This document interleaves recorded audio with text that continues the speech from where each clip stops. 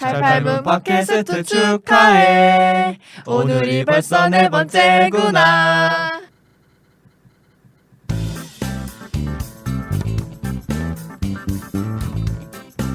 잘 팔리는 문학회 4번째 팟캐스트로 우리 돌아왔습니다. 우! 자, 박수 쳐주시고.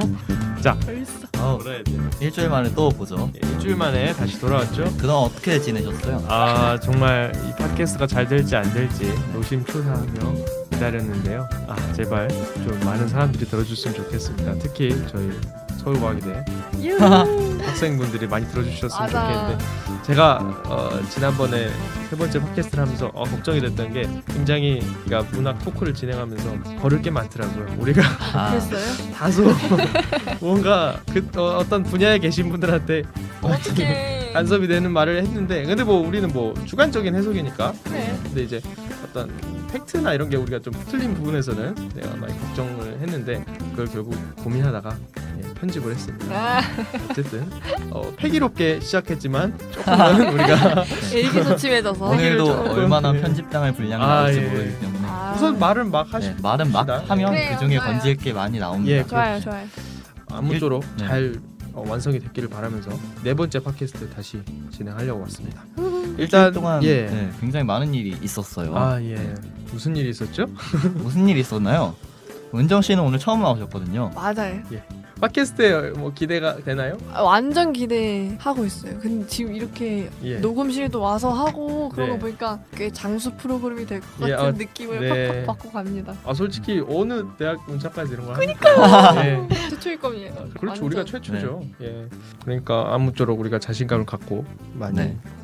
했으면 좋겠어요. 맞아요. 만약에 우리가 이렇게 잘 되면 다른 대학 문자과 다른 대학에서도 그럼 하고 싶다고 더 커질 음. 수도 볼 있는 수 있잖아요. 거. 게스트도 불러오고. 게스트도 부르고 뭐 최치현 작가님 또 오고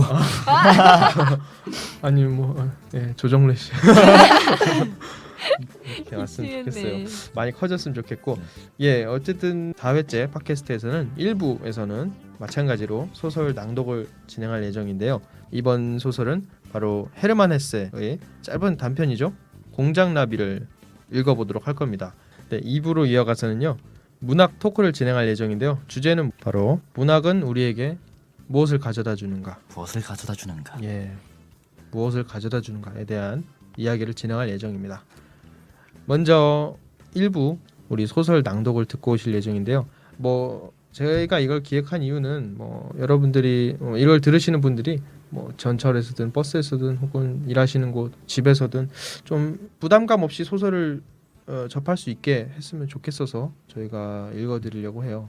그것도 뭐 다양한 분야로 이런 낭독은 많죠. 오디오북이라든지 해서 오디오북을 만들어서 이제 우리 청각장애인 에게 갖다 주는 경우도 있고, 여러 가지로 활용도가 높습니다. 지하철에서 들으시면 정말 좋아요. 예. 그런가요? 그랬으면 좋겠다. 저도 오면서 3회분 괜찮았나요? 편집한 거 들으면서 왔는데요. 시간 정말 빨리 가더라고요. 여러분, 이렇게 좋은 팟캐스트 공짜입니다. 공짜인 걸 그렇게 강조하시네요. 어쨌든 1부로 우리 넘어가도록 하겠습니다. 헤르만 헤세의 공장나비 함께 읽어보도록 하겠습니다.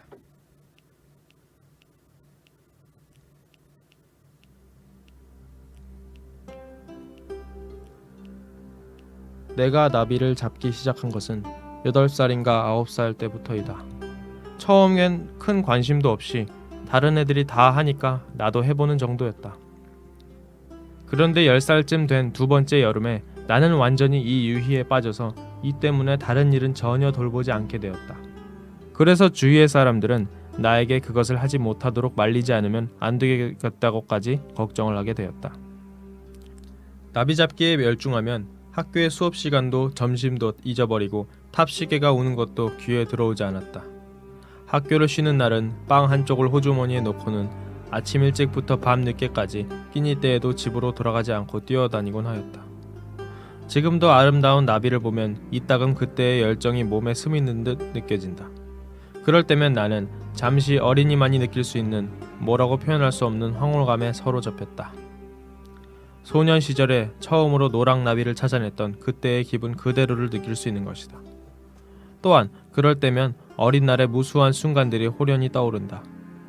풀 향기가 코를 찌르는 메마른 벌판에 찌는 듯한 무더운 낮과 정원 속의 서늘한 아침과 신비스러운 숲속의 저녁.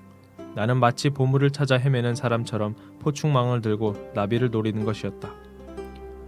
그리하여 아리따운 나비를 발견하면 특별히 진귀한 것이 아니라도 좋다. 햇볕 아래 졸고 있는 꽃 위에 앉아서 고운 빛깔의 날개를 호흡과 함께 파르르 떨고 있는 것을 보면 그것을 잡는 기쁨에 숨이 막힐 지경이 되어 가만가만 다가섰다.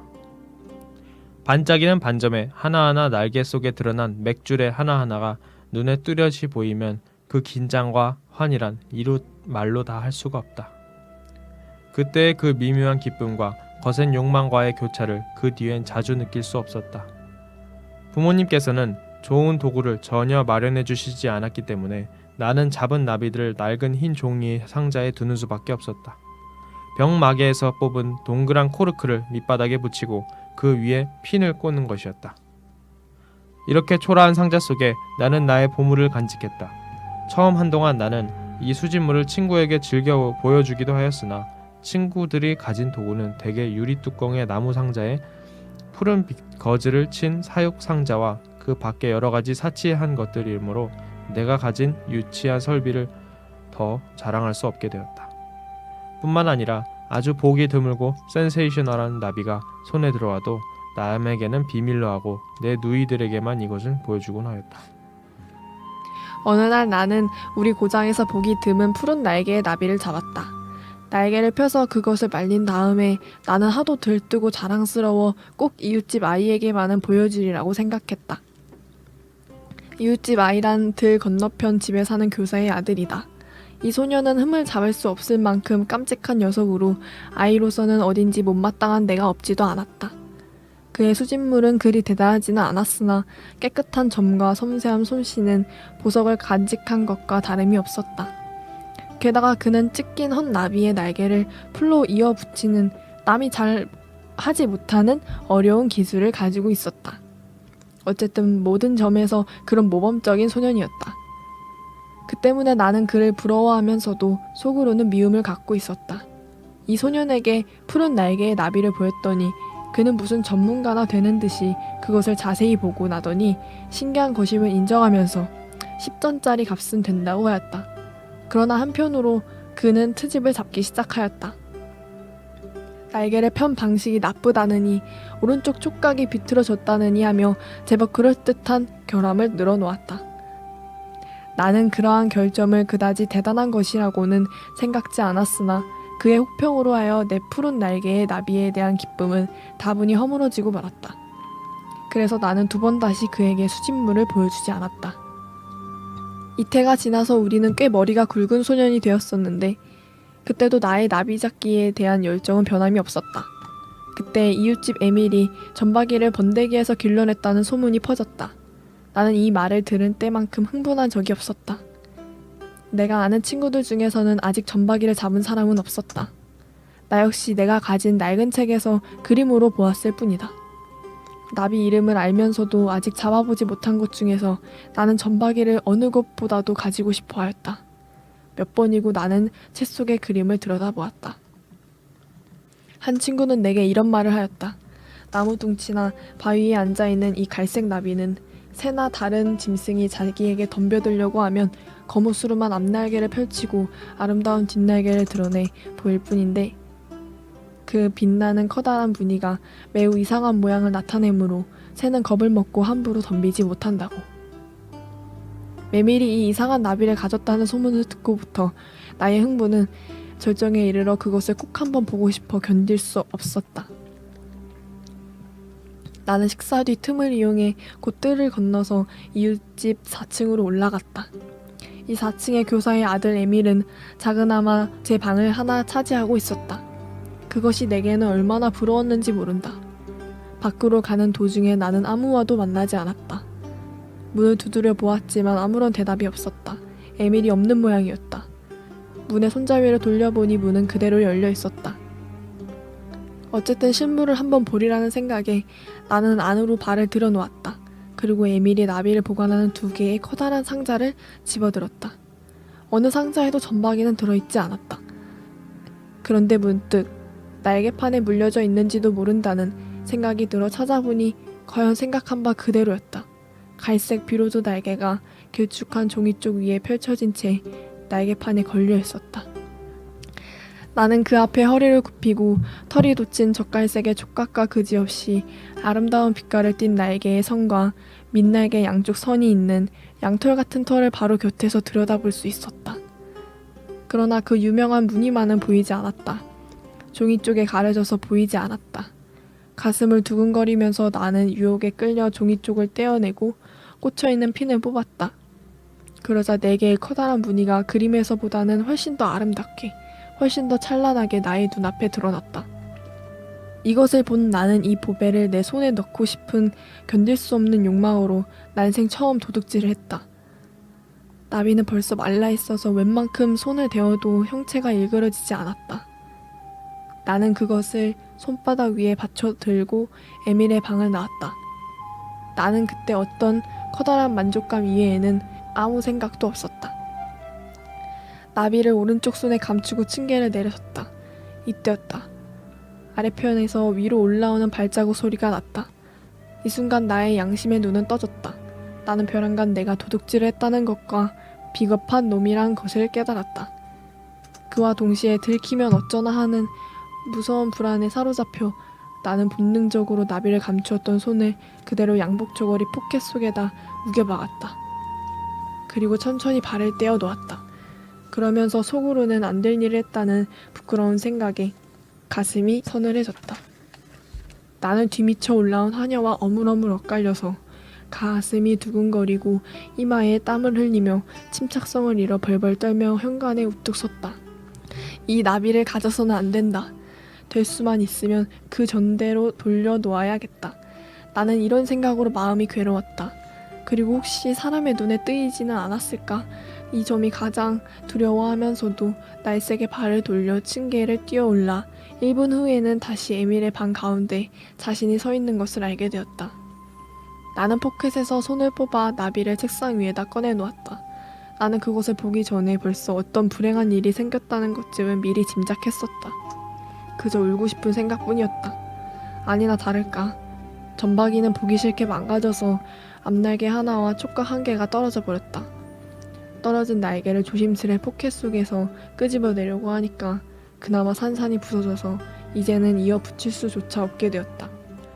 도둑질을 했다는 생각보다도 그 아름답고 찬란한 나비를 자기 손으로 망가뜨렸다는 것이 나로서는 더 괴로운 일이었다.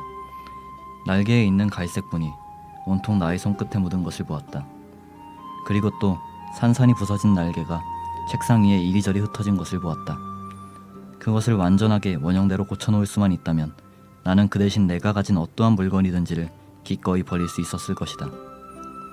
우울한 생각으로 가득 차서 집에 돌아온 나는 하루 종일 좁은 뜰 안에 주저앉아 있었다.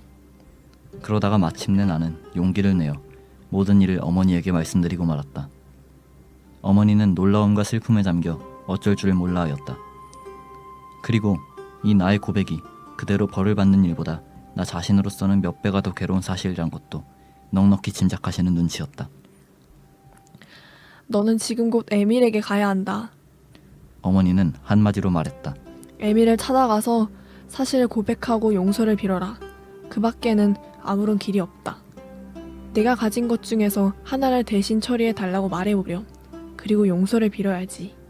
만일 모범 소년인 에밀이 아니고 다른 친구였다면 나는 용서를 비는 것쯤은 서슴지 않았을 것이다. 그가 나의 고백을 이해해준다거나 나의 사과를 믿어주지 않을 것을 나는 미리부터 잘 알고 있었다. 그럭저럭 밤이 되었으나 나는 그때까지도 그를 찾아갈 용기를 얻지 못한 채 주저하고만 있었다.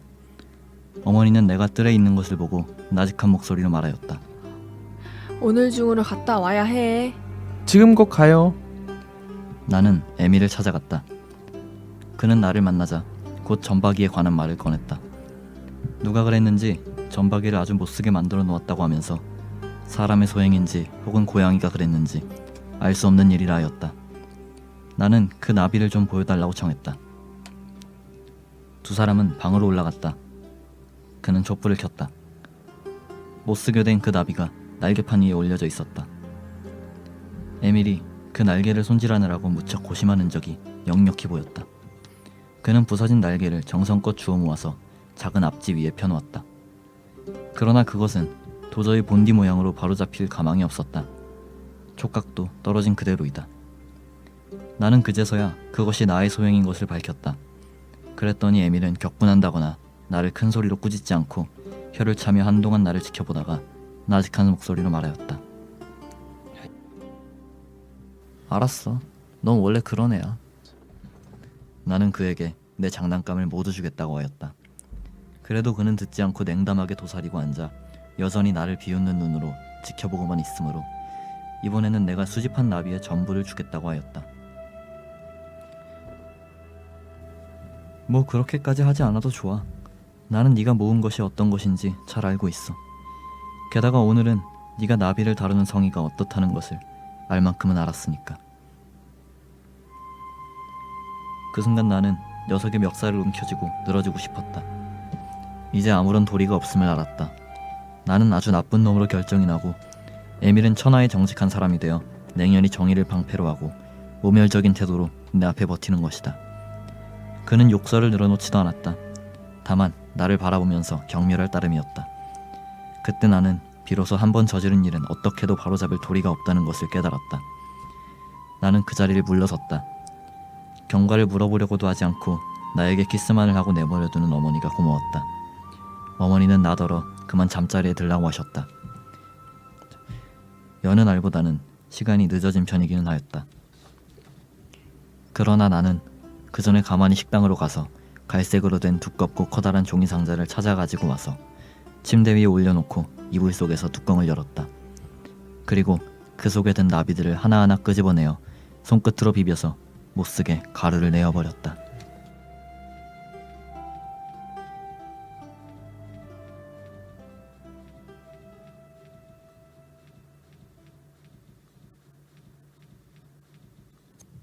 예, 헤르만 헤세의 공장나비였습니다.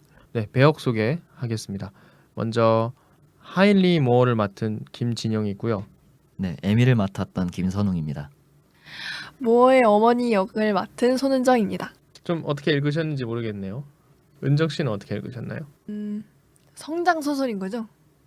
글쎄요, 뭐 저는 근데 읽으면서 주인공인 모어가 뭔가 조금 모어의 이중성 같은 것도 느껴지는 것 같아서 어떤 이중성? 그러니까 도덕적인 가책을 느끼는 것보다도 내가 나비에 대해서 이렇게 신뢰를 범했다라는 식의 생각을 하는 것 같았거든요. 주인공 모어가. 그래서 모어가 어린애잖아요. 어린 아이들의 이중성이 느껴졌어요. 무슨 말인지 충분히 전달이 된 것 아 같아요. 그래 다행이다.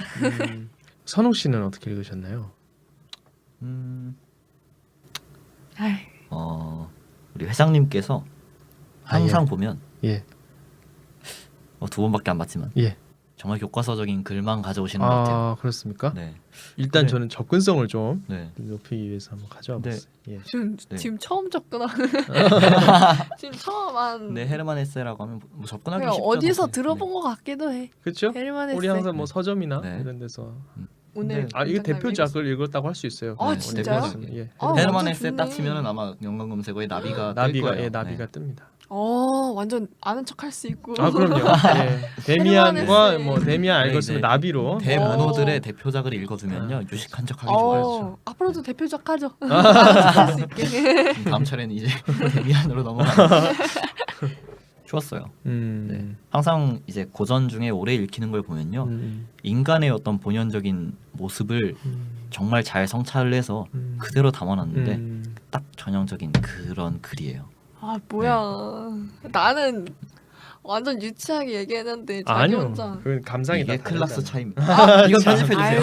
아이고 알겠습니다. 이게 이제 은정 씨가 말씀하셨던 게 애들이 순수하다고 그랬잖아요. 근데 사실 물론 이게 성선설과 성악설 쪽에 논쟁이 될 수도 있겠지만 이게 순수하다는 게 어떤 의미로 보면 사회적으로 어떤 마련된 도덕적인 가치를 아직 받아들이지 않은 상태거든요. 그래서 하일리모가 딱 그렇죠. 네. 아 그러니까 자기의 어떤 규범은 지금 나비에 더 초점이 맞춰져 있는 거지 아. 사회적으로 남의 나비를 가져가면 안 된다라는 도덕적 가치가 박힌 상태는 아니었던 거예요. 아 그래서 네. 나비를 먼저 우선적으로 네. 생각을 그래서 했던 거구나. 얘가 이제 그 어떤 마음적으로 가책을 느낀 이유가 내가 이렇게 친구의 나비를 훔쳐가지고 사이를 안 좋게 만들었어가 아니라 내가 그런 짓을 해가지고 나비에 대해서 나 자신이 어떤 가치가 절하되는 그런 상황에 자존심 놓여졌기 상했던 것 때문에 같아. 그런 나비 면에서 그렇게 됐다는 네, 거. 누구든지 느낄 수 있는 그런 상황이 아닌가. 그렇죠. 저는 이제 제가 읽은 그 감상은요. 궁금해요. 공장나비 헤르만 헤세의 공장나비를 어떤 미에 관한 소설로 봤어요. 아름다움이요? 아름다움에 관한 소설. 처음 이 소설 읽었을 때는 그냥 단순히 뭐야 그러면 뭐 나비를 훔치지 말라는 건가? 뭐 어떤 도덕적인 교훈을 주려는 건가? 하지만 제가 이걸 아마 저는 소설을 꽤 늦게 읽어 나가기 시작했기 때문에 이게 저의 첫 소설이었어요. 제가 처음 읽었을 때는 뭐 헤르만 헤세도 별거 없네.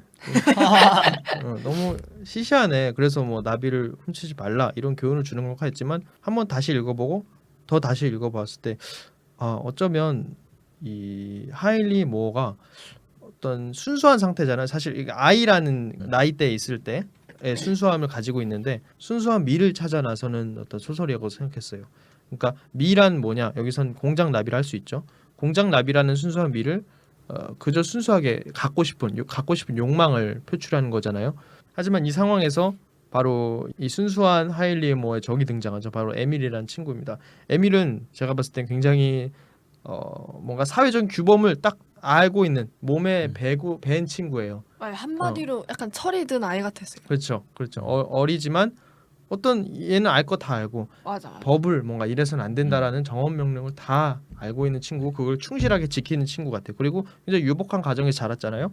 이 하일리 모어는 나비 그 공장 나비를 박제할 박스가 없어가지고 굉장히 조악하게 박스를 만들어서 겨우겨우 그 박제를 하고 그런 어려운 상태지만 이 친구는 굉장히 부자란 말이에요. 그런 상태에서 이 순수함이 박살당하는 과정을 보았어요. 어릴 때 누구나 우리가 추구하는 미가 있잖아요. 아름다움. 지금의 우리가 추구하는 아름다움이랑 우리가 어릴 때 정말 이거 정말 이쁘다 하는 거랑 분명히 다를 거예요. 맞아. 그렇죠? 그런 과정을 표현한 것 같아요. 순수함이 뭔가 박살당하는 과정. 우리에게 흔히 일어나는 모든 일들을 여기에 압축해서 보여줬다고 생각했어요. 그래서 굉장히 역시 대가구나 헤세는. 그제야 헤세를 인정하게 되었다. 예, 그렇습니다. 그래서 저는 사실 데미안을 그렇게 인상 깊게 읽지 못해서 물론 제 나이 때 저가 좀 더 늙어서 읽으면 또 다른 감상이 있을 수도 있지만 현재는 제가 데미안은 그렇게 좋게 읽지 못했는데 이 공장나비만큼은 제가 정말 적극 추천해드리고 싶을 정도로 뭔가 많은 인생의 압축판이라고 표현할 수 있겠습니다. 정말 잘 읽었어요. 예. 여러분은 방금까지 인생의 압축판을 들으셨습니다. 좋은 거예요. 좋은 경험이에요. 네, 지금까지 헤르만 헤세의 공장나비 읽어봤습니다. 여러분들은 어떠신가요? 모어가 나비를 좋아했던 것처럼 여러분께도 어릴 적에 좋아했던 무언가가 있으신가요? 이 소설을 통해서 그걸 다시 한번 생각해 볼 수 있는 기회가 되었으면 좋겠습니다. 1부 여기서 마치고요. 저희는 2부에서 다시 찾아뵙도록 하겠습니다.